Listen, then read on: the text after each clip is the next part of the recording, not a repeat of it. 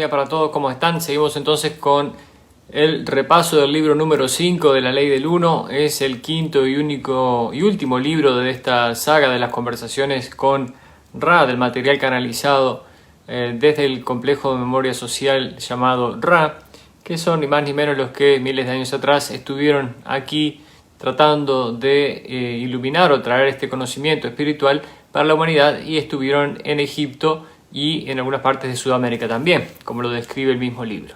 Estamos entonces enfocados ahora en el libro número 5, que es material personal, donde Jim y Carla, que son parte de este grupo, hacen sus propios comentarios y ponen fragmentos de sesiones que no están en los libros anteriores, porque ellos en aquel momento decidieron no incluirlos. Entonces, de eso se trata este libro. Bienvenida, Ninoska, ¿cómo estás?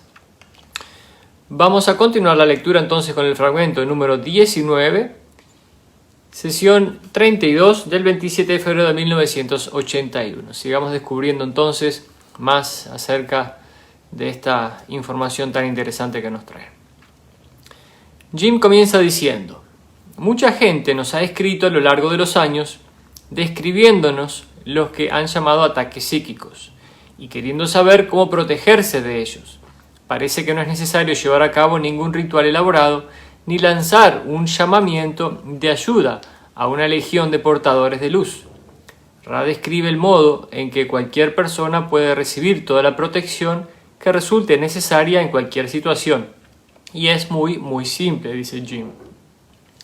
Para eso Carla dice lo siguiente: el próximo será mi 54 cumpleaños, y a medida que voy cumpliendo años cada vez estoy más convencida de que nuestro camino consiste siempre en ofrecer alabanza y gracias por cualquier cosa que llegue hasta nosotros, con independencia de cómo la califique nuestra opinión humana.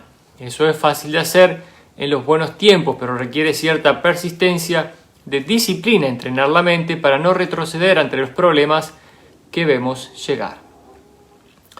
Sin embargo, animo a todos a que cultiven esa paciente tenacidad que rechaza dudar del Creador, sin importar los hechos. Una vez que hemos percibido muy claramente que nos hallamos seguros en las manos y en el corazón del Creador, todo se hace más sencillo. Pero el trabajo nunca está completo, pues volvemos a fallar una y otra vez en reconocer la luz, y ello causa confusión en los patrones de nuestro destino. Y dice la sesión 32 del 27 de febrero de 1981, el interrogador dice: tengo una pregunta de parte de Jim que quisiera formular en este momento. Voy a leerla. El vehículo físico del instrumento se encuentra en proceso de recuperación de la ingestión de un producto químico. Ella ignoraba la coyuntura que estaba creando. ¿Cómo podemos los tres que estamos presentes aquí ser más conscientes del riesgo que provoca tales coyunturas mediante nuestros actos y nuestros pensamientos? ¿Es posible que las provoquemos sin quererlo mientras preguntamos en diversos ámbitos durante el curso de estas sesiones? ¿Y qué podemos hacer para protegernos de las influencias negativas en general? ¿Hay algún ritual o meditación que podamos realizar para protegernos? Pregunta Jim en ese caso, a través del interrogador, que es Don Elkins. Y Ra dice: aunque simpatizamos con el gran deseo de servir que expresa la pregunta, nuestra respuesta se ve limitada por la distorsión del camino de la confusión. Vamos a decir algunas cosas generales que pueden servir de ayuda en ese ámbito. En primer lugar, cuando este instrumento distorsionó su complejo corporal hacia la disminución de energía vital debido a ese suceso, fue una sustancia reconocible la que provocó la situación. Esa sustancia no era natural, por decirlo así, ni tampoco el complejo mente-cuerpo-espíritu era del todo consciente de su distorsión hacia la debilidad física. Los hechos naturales de la existencia cotidiana, por llamarlos así, de una entidad sin las distorsiones causadas por la ingestión de productos químicos sumamente potentes, pueden considerarse siempre de naturaleza apropiada. No hay errores, incluyendo en la acción de este instrumento. En segundo lugar, este instrumento, o sea Carla, ha demostrado eficazmente el medio de protección contra cualquier influencia negativa o debilitadora para los que siguen el camino positivo. Considerad el potencial que ese hecho concreto ha tenido para que las influencias negativas entraran en el instrumento. En una soledad y en la interacción con el prójimo, este instrumento ha pensado en el Creador, alabando y dando siempre gracias al Creador por las experiencias que ha vivido. A su vez, eso ha permitido que en ese yo particular, que tales energías se conviertan en un catalizador para la apertura y el fortalecimiento de la capacidad del prójimo de proceder en un estado de mayor polaridad positiva. Así podemos ver que protegerse es muy sencillo. Dad gracias para cada momento. Ved al yo y al prójimo como el Creador. Abrid el corazón. Reconoced siempre la luz y alabadla. Esa es toda la protección necesaria. Entonces, creo que esto aquí es una parte bastante importante. No se necesita de grandes rituales ni magias increíbles. Simplemente, como dice aquí, dar gracias por cada momento, ver al yo y al prójimo como el Creador, abrir el corazón, reconocer siempre la luz y alabarla. Esa es la protección necesaria, dice Ra. Fragmento número 20, sesión 34 del 4 de marzo de 1981. Y como les digo, de todo esto, de estas lecturas, vamos sacando estas herramientas que parecen pequeñas, pero creo que son importantes y grandes, de cómo proceder, de cómo actuar, ya que al venir aquí hemos olvidado todo lo que sabíamos, ¿verdad? Sesión 33, 4 de marzo de 1981, y Jim dice: debido al hecho de que el nivel de energía física de Carla estaba siempre muy bajo y constantemente debilitado a causa de la artritis y del padecimiento constante del dolor, tuvo que realizar ejercicios todos los días para mantener en forma cada parte de su cuerpo. Habíamos descubierto que cuanto más distorsionada o baja estaba su energía, mayor necesidad tenía de ejercicio. Cuando su cuerpo se comportaba de manera prácticamente normal, el ejercicio podía reducirse hasta un nivel igualmente normal, que para Carla equivalía a alrededor de 1 hora diaria de marcha a paso rápido. Cuando Don preguntó sobre una experiencia que había tenido en 1964, la especificidad de la respuesta quedó limitada por el deseo de Ra de mantener el libre albedrío de Don. La mayoría de acontecimientos de nuestras vidas son un misterio en un grado u otro. Una manera de ver el proceso de evolución es considerarlo como el proceso de resolver los misterios que giran a nuestro alrededor. Todos los acontecimientos son ilusiones o misterios, porque cada uno de ellos representa al Creador bajo una apariencia u otra, que nos ofrece una oportunidad mayor o menor de encontrar amor, gozo, equilibrio y perfección en cada momento. Existe una fortaleza espiritual que proviene de descifrar tales misterios por uno mismo. No es siempre un buen servicio que los que están más entrenados digan a otro lo que todavía no es capaz de ver por sí mismo, pero que tiene la capacidad de aprender a ver.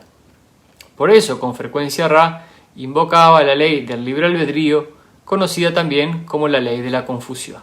Importante también. Cada uno tiene su momento, cada alma tiene su momento para entender las cosas y tiene que vivir las experiencias para poder procesarlas.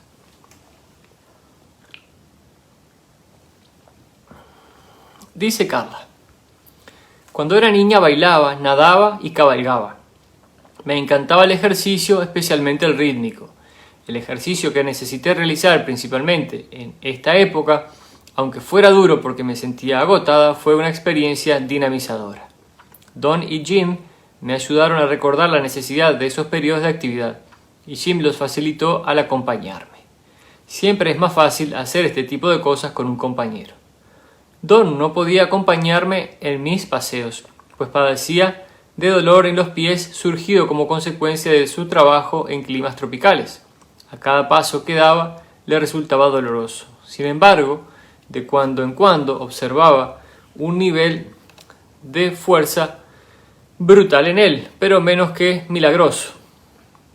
Poco menos que milagroso, dice. Por ejemplo, en 1977, Don y yo fuimos a un encuentro de contacto mental organizado por Andrija Puharich, y reunidos allí había una variedad de psíquicos reconocidos, todos ellos mujeres y otros seguidores de mediana edad, así como un número equivalente de jóvenes seguidores de Pujarich, que se habían identificado como errantes. Estos jóvenes disfrutaban con el fútbol y jugaban entre las reuniones. Don se unió a ellos en su primer partido, jugó realmente bien, impresionándome no solo a mí, sino también a los chicos. Finalmente, tuvieron que detener el juego con caras congestionadas y jadeantes. Donald ni siquiera estaba respirando profundamente. Ni qué decir tiene que los jóvenes adoraron inmediatamente a Don, pero nunca le hicieron jugar de nuevo. Sesión 34 del 4 de marzo de 1981, donde el interrogador dice lo siguiente. El instrumento quisiera saber si 2 periodos breves de ejercicio al día serían mejor que uno más largo. Ira dice, no es correcto. La configuración adecuada para el ejercicio del complejo físico durante el periodo de 3 meses en el que el instrumento es vulnerable a la intensificación de las distorsiones de dicho complejo requiere reforzarlo. Esto puede considerarse adecuadamente como un periodo principal de ejercicio, seguido al final de vuestro ciclo diurno, antes de la meditación de la noche, por un periodo de ejercicio de duración aproximada a la mitad del primero. Esto será considerado fatigoso para el instrumento, no obstante tendrá el efecto de reforzar el complejo físico y de disminuir su debilidad, por lo que le será útil. Entonces muchas veces nosotros dejamos de hacer ejercicio porque estamos metidos en nuestra vida diaria, a veces muy atareados, entonces no hacemos lugar para un poquito de ejercicio, lo cual es muy importante. Dice el interrogador, ¿es posible que me digáis lo que experimenté alrededor del año 1964? Creo que durante una meditación en la que percibí lo que yo consideré una densidad diferente y un planeta diferente, y parecía experimentar que me desplazaba hacia ese planeta. ¿Es posible que me digáis de qué experiencia se trataba? Ira le dice, observamos cierto prejuicio en la revelación completa, debido a la posibilidad de transgresión. Nos contentamos con sugerir que esta entidad, aunque no está preparada para someterse al proceso de regresión hipnótica provocada por terceros, tiene la capacidad necesaria para comprender su estado de ser. Y por ahí lo deja, no le dice nada más. Fragmento 21, sesión 36 del 10 de marzo de 1981. Y dice Jim, no tener más que una ligera pero persistente idea de que habíamos venido a este planeta para servir al prójimo, parecía ser un nivel suficiente de penetración del proceso del olvido, que Don había mencionado en el curso de la sesión 36, pues apenas teníamos más que eso para iniciar el contacto con Ra. Parece ser que cualquier entidad de tercera densidad tiene un yo superior o alma suprema que se encuentra en el nivel de existencia de los estadios intermedios de sexta densidad. Además, el errante que forma parte de un complejo de memoria social tiene también otro complejo de conciencia al que recurrir en el caso de ayuda, pues cada complejo de memoria social parece tener también un equivalente de su propia alma suprema, a lo que Ra denomina la totalidad del complejo mente-cuerpo-espíritu, ¿verdad? Somos un fragmento de un conjunto superior de energía que se subdivide en pequeñas porciones de energía y ahí aparecemos nosotros. Carla dice, el proceso del olvido o el velo es un término que nuestras fuentes utilizan con frecuencia. La idea básica es que cuando encarnamos y nos convertimos en una entidad manifestada en el plano terrestre, el estado encarnado cierra nuestros sentidos metafísicos. Todo lo que sabíamos antes del nacimiento queda oculto en la mente profunda y partimos a nuestro peregrinar terrestre tan solo con nuestro yo desnudo y nuestros deseos más sinceros. Por eso no es ninguna sorpresa que los errantes tengan dificultades para despertar en el seno de la ilusión que llamamos realidad consensuada. Existe siempre el temor, al entrar en la encarnación, de que no despertemos en absoluto, sino que nos perdamos en la totalidad de la experiencia vital.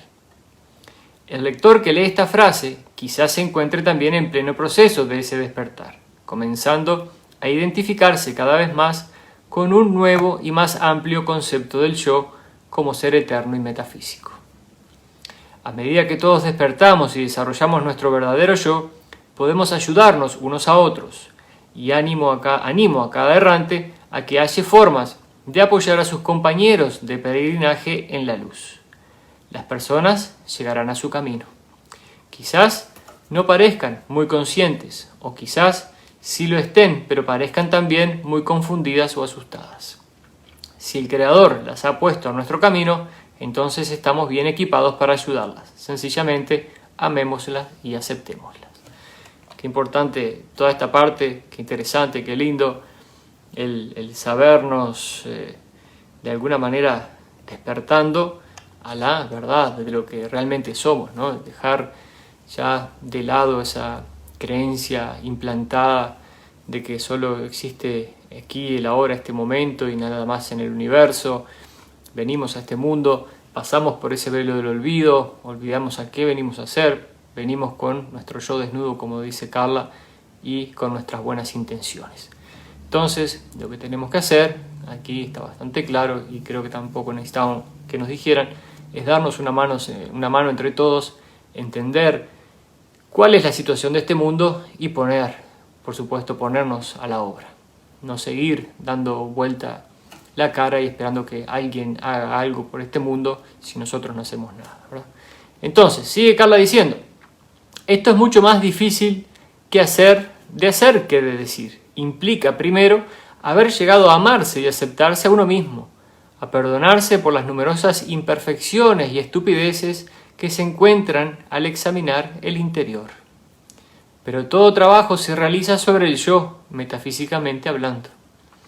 Si resulta difícil amar a alguien, hay que mirar hacia el interior y hallar el lugar donde se ha rechazado a una parte del yo, porque justamente cuando no podemos amar a alguien es una parte de nuestro yo a la que no estamos pudiendo amar, porque todos somos uno y justamente el otro está ahí para mostrarnos que nos falta a nosotros. Si hay alguien que no podemos amar por alguna razón en particular, entonces no nos estamos amando a nosotros mismos porque estamos reflejando, si se quiere, en esa persona nuestra carencia.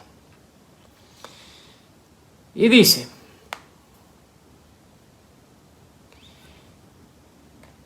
voy a hacerlo de vuelta por aquí, dice, si resulta difícil amar a alguien, hay que mirar hacia el interior y hallar el lugar donde se ha rechazado una parte del yo, la parte del lado oscuro que preferiría no verse o no experimentarse. Al trabajar sobre ese amor, aceptando y perdonando el lado oscuro del yo, se trabaja al servicio de todos los demás prójimos que llegan hasta nosotros. Creo que la clave, dice Carla, para esa aceptación del yo es comprender que se es carne y hueso. Significa ser imperfecto y estar confuso. No hay forma de estar libre de error cuando se está inmerso en el contexto de este mundo. Sin embargo, en nosotros existe ese yo sin velo, que guarda perfecta memoria de quiénes somos y de qué hemos venido a ser.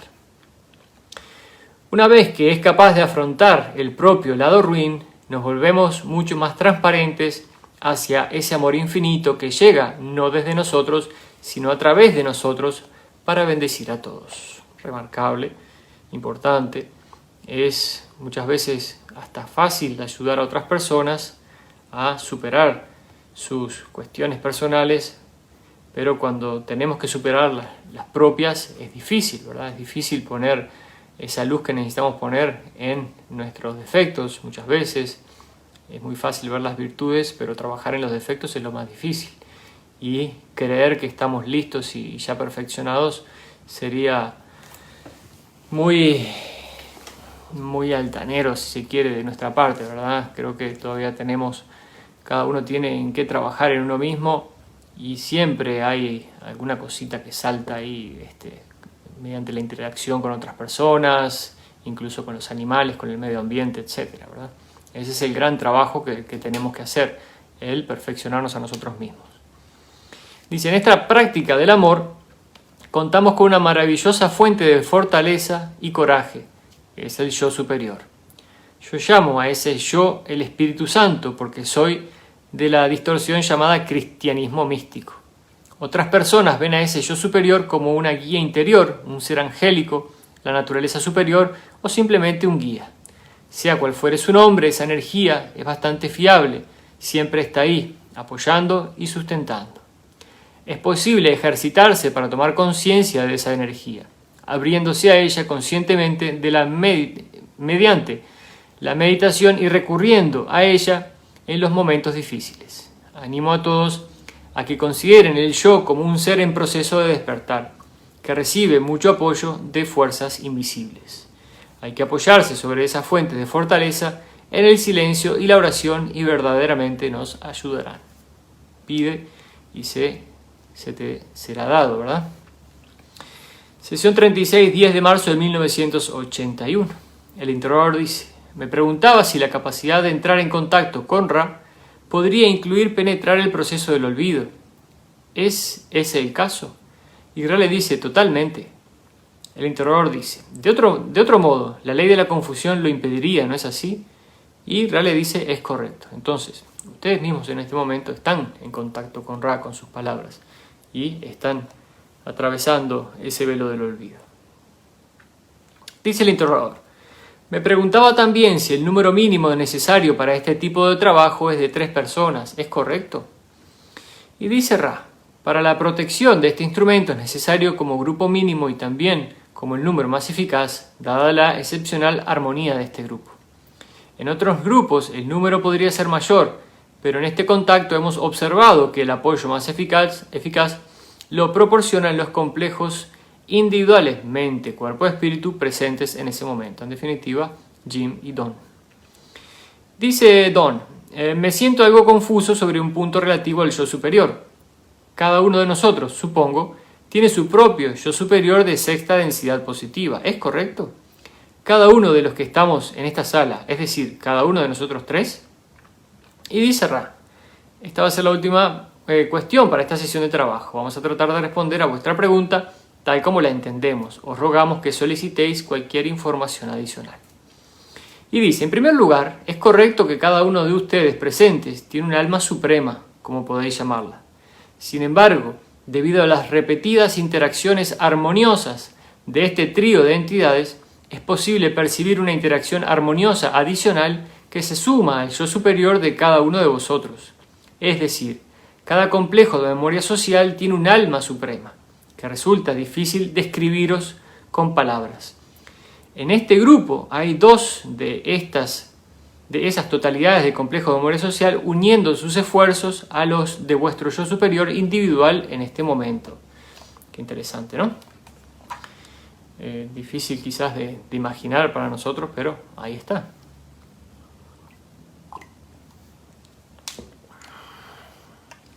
Dice el fragmento 22, sesión 37 del 12 de marzo de 1981. Comienza hablando Jim y dice: en marzo de 1981 enviamos las primeras 10 sesiones del contacto Ra a los agentes literarios Scott Meredith Literacy Agency de Nueva York. Deseábamos difundir esta información a un público tan amplio como pudiéramos y nos pareció que una gran agencia literaria podría ayudarnos a encontrar una editorial. Después de examinar el manuscrito durante unas 2 semanas, el señor Meredith amablemente nos escribió una carta de 4 páginas con interlineado sencillo, agradeciéndonos el envío del texto y explicándonos las razones por las que el libro no tenía posibilidades en el mercado. El contenido de aquella carta podría resumirse con el siguiente fragmento. Qué increíble, ¿no? Dice, entre comillas, la carta de este señor: ninguna entidad que cause tales estragos en la lengua inglesa va a congraciarse con el favor del público general. Bueno, hay que reconocerle ahí un puntito, ¿verdad? Porque el vocabulario es bastante complicado. Pero bueno, dice, este texto tiene la densidad del The New England Journal of Medicine o del Journal of English and German Philosophy. Son libros de medicina y libros de filosofía. O de una diserción filosófica sobre la epistemología. Por otra parte, la forma dialectal se torna bastante tediosa en poco tiempo. Ya sé que fue la forma preferida en Atenas durante cierto tiempo y su popularidad atravesó las épocas hasta llegar al Renacimiento neoclásico, pero poco después se desvaneció. No creo que vaya a revivir ahora, dice este señor en su carta. Dice, el comentario final de Ra acerca de la cuestión de cómo difundir esta información puso fin a nuestra perseverancia, no sin añadir una nota de humor. Unos días antes estábamos sentados en la mesa de la cocina, preguntándonos en voz alta a qué podría parecerse el humor cósmico, y Ra aprovechó esta ocasión para darnos un ejemplo. Dice, quisiéramos dar el mismo consejo básico, dice Jim, a cualquier grupo que trate de divulgar información que haya recopilado para el servicio al prójimo. Es mejor relajarse y dejar que actúe la ley de atracción. Incluso si una sola persona se beneficia de ese trabajo, es suficiente. Dice, al menos, el beneficio que el material proporciona al grupo se convertirá en una luz que cada uno de sus miembros irradiará a todas las personas que encuentren en el transcurso de sus actividades cotidianas. Y puesto que habíamos descubierto que por nosotros mismos la necesidad de solicitar información no transitoria, Ra afirmó claramente que esa era condición esencial para mantener el contacto frente a lo que Don consideraba información importante para atraer la atención del mercado. Dice Carla, Don tenía siempre la esperanza de poder comunicarse con un gran número de personas. Sentía una verdadera urgencia por difundir la información y a medida que avanzaba el contacto con Ra, su preocupación aumentó. Cuando Ra nos aconsejó contentarnos con realizar un esfuerzo razonable, fue como recibir una bocanada de aire fresco. En el momento de escribir estas líneas, el primer libro de la serie La Ley del Uno ha vendido ya unos 30.000 ejemplares. Eso es lo que ha vendido y están gratis en su página y muchísimas personas han alcanzado este material. Dice Carla, nuestro correo electrónico esta semana ha incluido solicitudes desde Polonia, Rumania, Malasia y Japón, así como Estados Unidos y Canadá. Estoy segura de que una pequeña parte de Don se apoya en mi hombro, como el ángel que es, satisfecho al fin del trabajo de su vida y comprobando que es reconocido por quienes lo encuentran útil. El concepto de sacrificio como parte del comienzo del contacto no es nuevo en absoluto. El canal de OHP, es otro libro que hay canalizado, recibió la comunicación en una visión de que debía vivir de manera austera durante 10 años antes de que pudiera ser de ayuda. Y él y un amigo hicieron precisamente eso, vivir monásticamente esperando el momento oportuno. Cuando esa década de sacrificio concluyó, le comunicaron que adquiriera una máquina de escribir, una novedad entonces. Así lo hizo. Durante los años siguientes, canalizó el enorme libro, siendo puesto a teclear mientras dormía por la noche. Atento. Por la mañana se despertaba para hallar su trabajo extendido junto a la máquina de escribir. ¡Qué bárbaro! Y Edgar Cayce, dice, tuvo experiencias similares. Le comunicaron que tenía que sacrificarse para poder servir.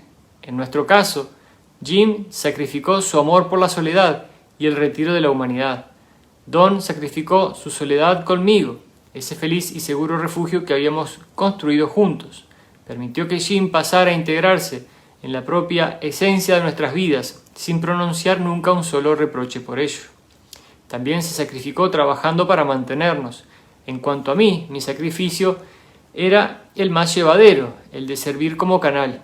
El contacto resultó duro para mí y me deterioré bajo la brillante energía de la vibración de Ra, perdiendo de a 1 a 1,5 kilos por sesión. Pero hubiera muerto feliz en ese servicio, pues durante aquellas sesiones Don era un hombre feliz. Ese era el único momento en que sabía que no estaba melancólico. Verle realizado y feliz era una de las mayores fuentes de satisfacción de toda mi vida, dice Carla, pues sabía que yo había contribuido en parte a ello. Valía la pena cualquier esfuerzo y volvería a pasar otra vez por todo sin dudarlo. A pesar del intenso pesar que pudimos sentir cuando Donald enfermó y murió, y aunque tras los años que siguieron a su suicidio, yo estuviera cada vez más cerca de la muerte. Mi parte de sacrificio se ha transformado en alegría y satisfacción, y sé que Don y Jim sienten lo mismo. Aquel agente literario tenía toda la razón al considerar el carácter técnico del lenguaje de Ra. Representa el esfuerzo más equilibrado que haya leído jamás de crear un vocabulario para hablar de cuestiones metafísicas utilizando palabras desprovistas de emoción. Puede parecer rebuscado en la primera impresión, pero siempre se comprende lo que Ra trata de decir, lo cual es un verdadero logro en tales temas. ¿Qué les parece? Es lindo, de alguna manera, escuchar lo que ellos tienen que decir de cómo realizaron este trabajo, porque se siente el gran esfuerzo y la emoción que ellos emanan al escribir estas palabras, ¿no? Sesión 37, del 12 de marzo de 1981, donde el interrogador pregunta: ¿conoce Ra los resultados de nuestros intentos por publicar el primer libro que hemos completado? Y Ra le dice: así es. El interrogador dice: no sé si podéis comentar algo sobre las dificultades que se nos presentan para que la ley del 1 esté disponible para los que la necesitan y la desean. No es fácil difundirla a los que la desean en este momento. Estoy seguro de que hay muchos lectores, especialmente los errantes, que esperan esta información, pero me temo que tendremos que hacer algo más para que llegue a sus manos bajo la forma de texto adicional. ¿Podéis hacer algún comentario al respecto? Y Ra dice: podemos. Hacedlo, por favor, dice el interrogador. Y Ra le dice: sí, en primer lugar, la elección que realizó este grupo para llevar a cabo un trabajo de servicio al prójimo fue de gran importancia. Cada uno de los presentes ha sacrificado mucho para conseguir un resultado intangible. Cada uno puede hallar en su corazón el tipo de sacrificio, sabiendo que los sacrificios materiales son los menos. El compromiso firme de fusionarse en un grupo armonioso está en la cima del sacrificio. Bajo estas condiciones hemos hallado vuestra vibración. Hemos observado vuestra vibración. No se observará frecuentemente. No deseamos inflar el orgullo, pero tampoco vamos a menospreciar las circunstancias necesarias para nuestro contacto particular. Así pues, habéis recibido y nosotros gustosamente hemos emprendido el honor de continuar ofreciendo la transmisión de conceptos que son, a nuestro entender, precisos en su naturaleza y basados en el intento de unificar muchas de las cosas que os incumben. En segundo lugar, el uso que hagáis de estas transmisiones queda completamente a vuestra elección. Sugerimos que fluya con naturalidad el sentido de la intuición y que se mantenga la mínima distorsión posible hacia la preocupación. Como hemos dicho, nos contentamos con haber sido capaces de ayudar en la evolución de alguno de vosotros, y cualquier esfuerzo que hagáis no puede decepcionarnos, ya que ese número supera el de 1. Interesante, ¿eh? Dice el interrogador: he dudado mucho acerca de si formular ciertas preguntas por miedo a que se consideraran como preguntas sin importancia o demasiado específicas, como las considero yo, y que por esa razón pudiera reducirse nuestro contacto con vosotros. Para divulgar parte de la información que considero de gran importancia, esto es, el tipo de información no transitoria, la información relativa a la evolución de mente, cuerpo, espíritu parece casi necesario en nuestra sociedad, incluir información de poco valor, simplemente porque es así como opera nuestra sociedad, la forma en que el sistema de distribución valora lo que se ofrece para distribuir. ¿Podéis comentar algo sobre ese aspecto que me parece problemático?, dice. Y Ra le contesta: nuestro comentario es totalmente correcto. Nuestro comentario, 2 puntos. Es totalmente correcto que el nivel y la pureza de ese contacto dependen del nivel y de la pureza de la información solicitada. Por consiguiente, la petición continuada de determinada información a esta fuente particular perjudica la esencia de vuestro propósito. Además, cuando hemos examinado vuestra mente para captar vuestra situación respecto al texto mecanografiado de algunas de nuestras palabras, vemos que habéis sido criticados por el tipo de construcción del lenguaje empleado para transmitir la información. Debido a nuestra orientación respecto a los datos, nuestro grupo, dice Ra, elaboraría la respuesta incluso a la pregunta más específica en palabras con las que se maximizara la precisión de todos sus matices. Sin embargo, eso repercute negativamente en lo que vuestro crítico desea, que es una prosa simple y clara. No podemos decir más. Estas son nuestras observaciones respecto a vuestra situación. Lo que deseáis hacer totalmente es decisión vuestra y seguimos a vuestro servicio en todo lo que podamos sin transgredir la ley de la confusión. Bien clarito, toda la interacción entre ellos, la intención, por qué el uso de estas palabras, este material que hemos estado revisando ya por 86 días es un material muy interesante, muy específico, logrado con mucha calidad, con mucha pureza y contiene una información que el que no se despierta es porque no quiere, ¿verdad?